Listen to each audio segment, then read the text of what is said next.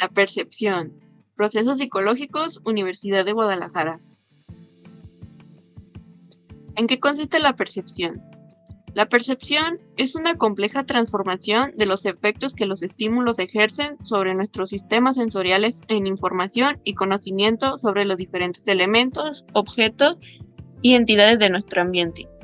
Se caracteriza por considerar la percepción como un tipo de computación, es decir, un complejo conjunto de operaciones de transformación de la información que es llevado a cabo por el entramado de neuronas que forman cada uno de nuestros sistemas sensoriales.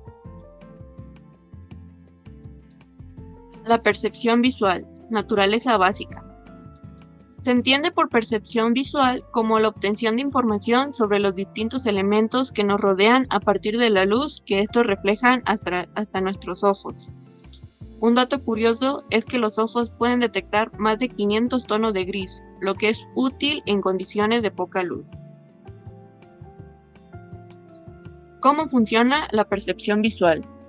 En primer lugar, lógicamente, es preciso que en nuestro entorno existan elementos que puedan ser percibidos, también llamados como estímulo distal.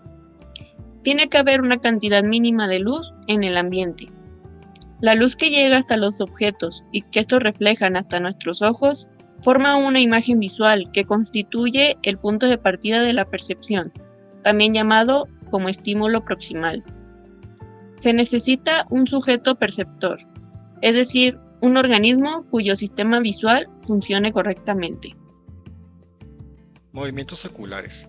Incluso cuando estamos quietos, nuestros ojos se mueven constantemente para explorar el entorno visual. Estos movimientos tienen dos funciones principales: enfocar objetos importantes en la parte central de la retina, fovea, donde la visión es más clara, y mantener este enfoque aunque el objeto o nosotros mismos nos movamos. Los movimientos sacádicos son rápidos y permiten cambiar bruscamente la dirección de la mirada para enfocar distintos puntos. Son automáticos, no se pueden modificar una vez iniciados, y durante ellos no percibimos bien la imagen, fenómeno llamado supresión sacádica. Pueden ser voluntarios o reflejos ante estímulos nuevos. Los movimientos de seguimiento permiten seguir objetos en movimiento, con una trayectoria fluida. La convergencia y divergencia ajustan los ojos cuando algo se acerca o se aleja, asegurando que ambos ojos se enfoquen en el mismo punto. Los movimientos vestibulo-oculares estabilizan la imagen cuando giramos la cabeza, moviendo los ojos en dirección contraria. Por último, los optocinéticos ocurren cuando toda la imagen en la retina se desplaza. Fases de la percepción visual. Primero tenemos la visión temprana, donde se captan propiedades básicas como el color, forma, profundidad o movimiento a partir de la actividad retiniana.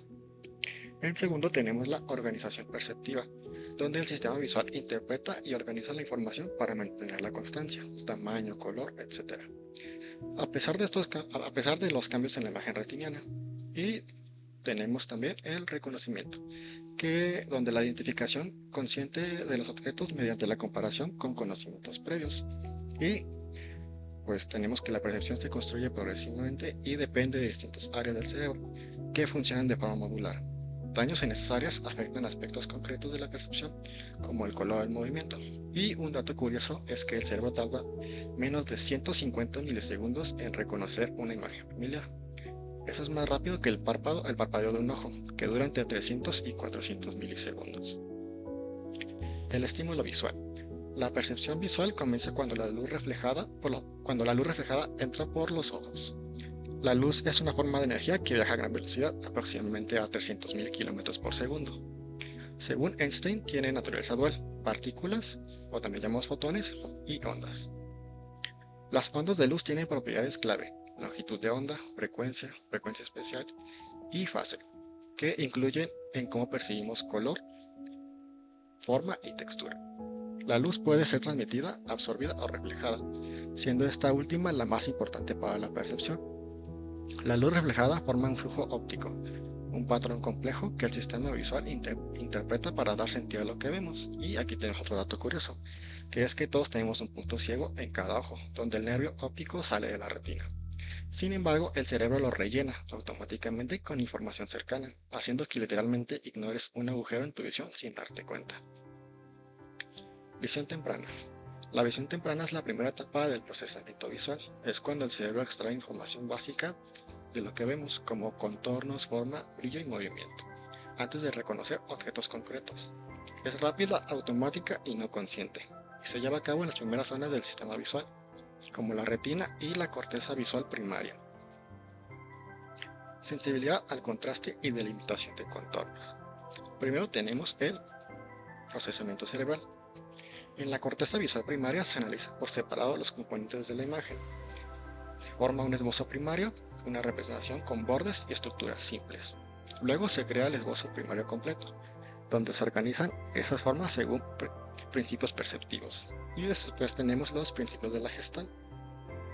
La mente organiza lo que ve en formas completas, no como partes separadas. Principios claves de la organización: proximidad, similitud, cierre, buena continuación y destino común. No sé, pero aquí pueden ver como ejemplos de la Gestalt. Arriba a la izquierda se como una playita, pueden llegar a verlo así. Sensibilidad al contraste y delimitación de contornos. O sea, seguimos con el mismo tema y aquí en tercero tenemos los fenómenos perceptivos importantes. Primero tenemos el contraste simultáneo del brillo, donde la percepción de un tono cambia según los tonos que lo rodean. Y las bandas de Mach.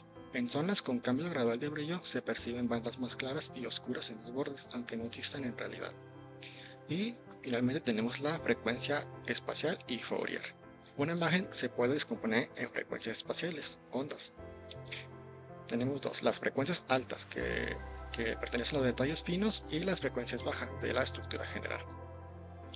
El sistema visual responde mejor a frecuencias medias, 2-4 ciclos por grado visual. Esta idea viene del análisis de Fourier, que usa ondas sinusoidales para representar imágenes. Y aquí tenemos algunas de las características bidimensionales de la imagen. Como ya hemos hablado del esbozo primario, el esbozo primario completo solo muestra la estructura y disposición básica de lo que vemos en ellas. Pero en realidad, vemos objetos en movimiento con diferentes distancias, tamaños y orientaciones, ya que tanto nosotros como el entorno nos movemos. Por eso el cerebro necesita ir más allá, usar esa información básica para entender cómo están situados los objetos en relación con nosotros. Y aquí tenemos el esbozo en 2.5 dimensiones, o 2.5D. Según David Marr, la percepción utiliza el esbozo primario completo para construir una representación más rica llamado esbozo en 2.5D. Esta representación incluye distancia, tamaño, orientación y la relación entre superficies. Es como una versión intermedia antes de ver los objetos como completos en 3D. Y aquí tenemos otro dato curioso, que es que nuestro cerebro puede procesar imágenes visuales en menos de 13 milisegundos, mucho más rápido que cualquier cámara digital, lo que nos permite reaccionar instantáneamente a cambios en el entorno. Y tenemos aquí la percepción de la distancia. La imagen que llega a la retina es bidimensional, por lo que no refleja físicamente la distancia. Sin embargo, hay señales o claves que nos permiten estimar la distancia y orientación de objetos en el espacio tridimensional. Aquí tenemos algunos tipos de clave de distancia. Primero tenemos los monoculares, o de un solo ojo, y los binoculares de ambos ojos. En segundo tenemos ópticas, que están relacionadas con la luz, y las oculares, relacionadas con el estado del ojo. En tercero tenemos las estáticas, que son las que no tienen movimiento, y las dinámicas, con movimientos. Muchas monoculares y estáticas son llamadas pictóricas, pues funcionan también en imágenes planas como fotos o dibujos. Claves oculares: acomodación y convergencia binocular. Acomodación es el ajuste automático del cristalino del ojo, que cambia de forma, más grueso o más plano, para enfocar objetos a diferentes distancias. Cuando algo está cerca del cristalino, se engrosa para enfocar correctamente; si está lejos, se aplana. Este mecanismo es crucial para mantener la nitidez visual en todo momento. Convergencia ocurre cuando los ojos giran hacia adentro para enfocar un objeto cercano o se alinean más rectos al mirar a lo lejos. Este movimiento muscular permite que ambas imágenes se fusionen y que el cerebro calcule con precisión la distancia de objetos cercanos, lo que resulta vital para actividades como leer o tomar objetos. Y ahora tenemos la disparidad binocular o estereopsis. Cada ojo humano está separado en promedio por unos 6.5 centímetros de distancia, lo que provoca que cada uno capte una imagen ligeramente distinta del mundo. Esta diferencia, conocida como disparidad binocular, permite al cerebro fusionar ambas imágenes y construir una percepción tridimensional del entorno. Esta habilidad se le conoce como estereopsis y es fundamental para percibir con profundidad y gran precisión, especialmente en distancias cortas, que son de menos de 10 metros. Y como dato curioso tenemos que el ojo de un águila puede ver hasta 8 veces mejor que el del humano, lo que les permite detectar presas desde kilómetros de distancia. Y ahora tenemos las claves ópticas, pictóricas y estáticas. Estas claves son señales que el cerebro interpreta a partir de imágenes estáticas, sin necesidad de movimiento o visión binocular. Primero tenemos la perspectiva lineal. Líneas paralelas como vías del tren parecen converger en el horizonte. Después tenemos la altura relativa. En una imagen, los objetos más altos suelen percibirse como más lejanos, excepto si están por encima del horizonte. Después tenemos el tamaño relativo o familiar. Si sabemos que un objeto es grande, como una persona, pero se ve pequeño, deducimos que está lejos. Después tenemos los gradientes de textura. Los detalles finos desaparecen con la distancia. La textura más densa indica cercanía. Y tenemos la perspectiva aérea. Debido a partículas en el aire, los objetos lejanos se ven más borrosos o azulados. Y tenemos la oclusión. Si un objeto tapa parcialmente a otro, se percibe como más cercano. Y por último tenemos el sombreado, que indica relieve y orientación. El cerebro deduce formas tridimensionales a partir de la luz y la sombra. Y como cuarto tenemos las claves dinámicas. Estas claves dependen del movimiento del observador o de los objetos y permiten calcular profundidad con un solo ojo o visión monocular. Primero tenemos el paralaje de movimiento. Al movernos, los objetos cercanos se desplazan más rápido por nuestro campo visual que los lejanos. Supresión y acrecentamiento. Al cambiar de posición, ciertos objetos aparecen o desaparecen detrás de otros, indicando su ubicación en el espacio. Y por último tenemos el flujo óptico. Cuando nos movemos hacia adelante, los objetos alrededor parecen expandirse desde un punto central de fuga. Esto es crucial para mantener equilibrio y calcular velocidades. Percepción del movimiento. Se sabe que el movimiento es uno de los aspectos que más influyen en nuestra experiencia visual, pues hay movimiento en prácticamente todo lo que nos rodea, incluyendo el propio sujeto.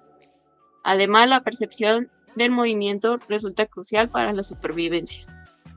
La percepción del movimiento se basa en el hecho de que la imagen retiniana del objeto en movimiento cambia de un instante al siguiente, aunque el sujeto, y más concretamente sus ojos, permanezcan estáticos, o sea, un movimiento real. La percepción del movimiento parece depender de la existencia de detectores de movimiento, es decir, neuronas cerebrales que se van activando a medida que la imagen del objeto que se mueve se va desplazando también en la retina. Se percibe movimiento cuando se sigue con la vista el movimiento del objeto, a pesar de que en esta situación el objeto proyecta en el mismo lugar de la retina. Movimiento aparente o ilusiones de movimiento. Esta se caracteriza en que no hay movimiento real, ni del objeto ni del observador, que paradójicamente sí dan lugar a percepción de movimiento. Es una experiencia subjetiva de movimiento idéntica a la que tiene lugar cuando un objeto se mueve realmente en el entorno, pero en ausencia de dicho movimiento. Aquí tenemos tipos de movimiento ilusorio.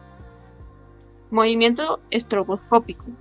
Se produce cuando se encienden y apagan alternativamente dos estímulos luminosos separados espacialmente entre sí. Movimiento parcial. Una luz en movimiento que parece desaparecer a mitad de camino y reaparecer en las proximidades de la otra posición. Movimiento inducido. Se produce cuando un objeto estático parece moverse por encontrarse próximo a otro objeto en movimiento, normalmente de mayor tamaño. Movimiento autocinético. Se produce cuando el objeto carece de un marco de referencia visible, como por ejemplo una estrella concreta relativamente aislada en el firmamento. Y en las imágenes anteriores pudimos ver algunos ejemplos de estos movimientos, como por ejemplo en el autocinético está el corazón que no se ve muy bien, pero se puede distinguir que es una figura. Percepción del tamaño. La percepción del tamaño no puede depender solo del tamaño de la imagen del objeto en la retina, pues si ello fuese así, el tamaño percibido de los objetos cambiaría dependiendo de la distancia a la que se encuentren del observador. Sin embargo, ello no ocurre así, ya que percibimos el tamaño de los objetos de forma constante, es decir, independientemente de su distancia hasta el sujeto, o también puede ser llamado como constancia del tamaño. La constancia del tamaño se produce porque el sistema visual tiene en consideración conjuntamente tanto el tamaño de la imagen del objeto en la retina como una estimación de la distancia a la que éste se encuentra. Una de las ilusiones más importantes son las de Müller-Lyer. La ilusión de Müller-Lyer es una de las más conocidas e investigadas ilusiones de tamaño, en la cual la longitud percibida de una línea horizontal o vertical puede variar hasta en un 25%, dependiendo de que esté flanqueada por líneas convergentes o divergentes. Por su parte, la ilusión de Ponzo se produce cuando parte de la información de la escena se percibe en términos de perspectiva lineal, haciendo que la longitud percibida de otros objetos, por ejemplo, dos líneas horizontales idénticas, sea distinta. Otro ejemplo es la ilusión horizontal vertical, consistente en que el tamaño percibido de una línea vertical es mayor que el de la horizontal sobre la que parece apoyarse. Percepción del color. La percepción del color o matiz se basa fundamentalmente en el hecho de que el sistema visual responde diferencialmente a la longitud de onda, llamada lambda, de la luz. Más concretamente, el color percibido de un objeto está relacionado con su espectro de reflectancia, es decir, con la cantidad de cada una de las lambda que éste refleja cuando recibe luz blanca. El color de un objeto también depende, entre otros factores, del color y de la intensidad de la luz de los objetos circundantes, o sea, del contraste simultáneo de color, de nuestro conocimiento sobre los colores habituales de los objetos. Reconocimiento perceptivo. Se basa en la construcción de una representación mental de la escena observada. Esta representación incluye la disposición espacial bidimensional de los objetos y sus características perceptivas básicas. El reconocimiento perceptivo ocurre cuando el cerebro identifica cada elemento en la escena, estableciendo una conexión entre lo que se ve y el conocimiento previo almacenado sobre esos objetos. Este conocimiento se desarrolla a lo largo del tiempo, a través de la experiencia del individuo con su entorno. Un dato curioso es que los humanos pueden distinguir alrededor de 10 millones de colores diferentes, pero no todos los colores son percibidos de la misma manera por cada persona. Y estos son algunos planteamientos que se tienen acerca de esta percepción. Uno de ellos es el reconocimiento se basa en un emparejamiento exacto de la representación bidimensional de los objetos con un elemento perteneciente a nuestro conocimiento previo, de manera similar a como ocurre en sistemas como los lectores de código de barra o de tarjetas de crédito.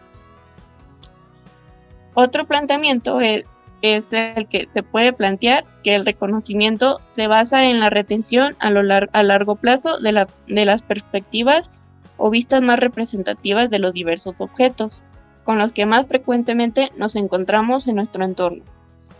Es decir, el reconocimiento se produciría cuando la apariencia del objeto en la representación bidimensional de la imagen retiniana se corresponde con alguna de las vistas que uno retiene sobre su aspecto.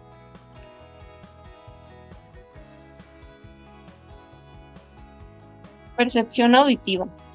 La percepción auditiva se puede entender como la adquisición de información sobre nuestro entorno a partir de los sonidos existentes en el mismo. Los sonidos consisten en cambios de presión en el aire, organizados por la vibración de un objeto, que se propagan en formas de ondas. Por tanto, y de manera similar a lo expuesto en el caso del estímulo visual, Los sonidos se pueden caracterizar en términos de su amplitud, su frecuencia y su fase. Un dato curioso es que el 85% de lo que aprendemos lo hacemos escuchando. Las funciones auditivas son importantes para nosotros, ya que, como había dicho en el dato curioso, son en la forma en la que nosotros adquirimos conocimiento desde que nacemos. La intensidad y la frecuencia de un sonido son los aspectos determinantes de dos de las más importantes propiedades psicológicas del sonido. Así, el volumen percibido de un sonido depende fundamentalmente de la magnitud del cambio de presión, mientras que el tono está asociado directamente con la frecuencia de los cambios de presión. El timbre es un aspecto psicológico del sonido que nos permite distinguir entre sonidos de frecuencia similar.